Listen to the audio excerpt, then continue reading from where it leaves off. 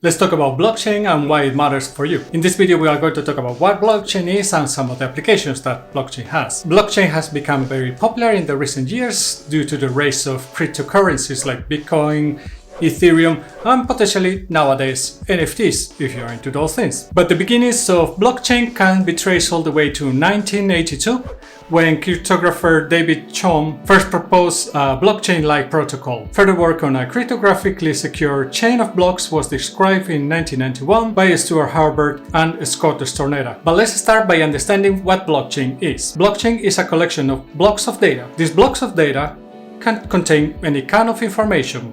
The data. This collection of blocks is then going to be linked to each other. Obviously, when you connect these collections of data and you link them, then you end up with blocks and a chain, the blockchain. Each one of these blocks will contain some data and also will include two identifiers. These identifiers are unique and they are also known as hash. One of these identifiers identifies the current block and the other identifier will link to the previous block of data. Changing the data in the block will cause the unique identifier to change.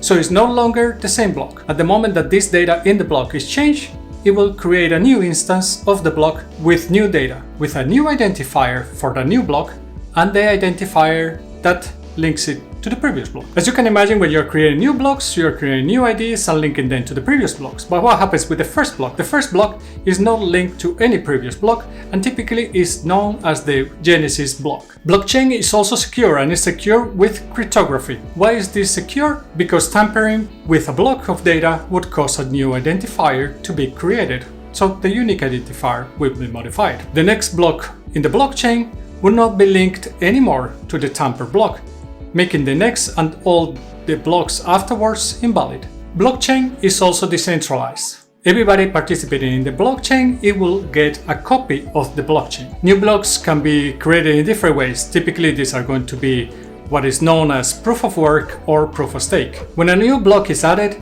it's sent to all the participants in the network.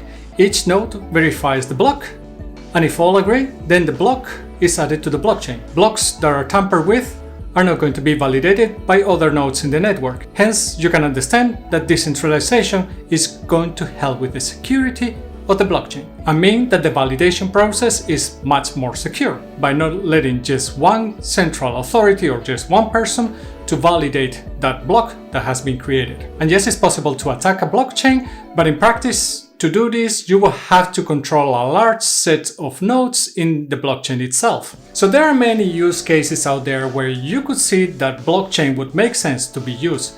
Some of these are DeFi, decentralized finance. Nowadays, you probably have heard a lot about smart contracts, which are these self-fulfilling contracts that when two people agree on certain conditions, in the moment that those conditions are met, the contract is closed and the money is transferred or the coins are transferred from one person to another. This could potentially revolutionize many of the industries out there. NFTs or non-fungible tokens. If you're not familiar with this, probably the best analogy that comes to my mind is part digital ownership of certain assets. So for example, somebody creates a digital asset and you can own part of this digital asset with a certification. Another use case are certifications like medical records or any kind of records or certifications that you want to keep track over time. How things are changing, for example, from one hand to another hand, like properties. A very specific example would be a manufacturing process where you could see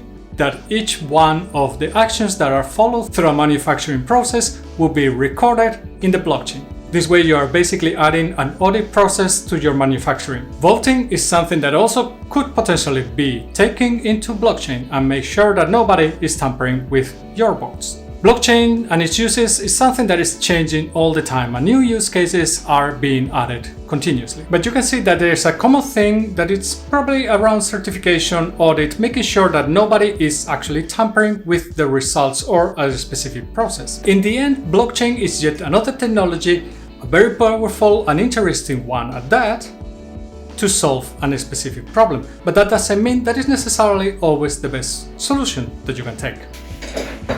When your camera runs out of battery and you need to improvise. Phone it is.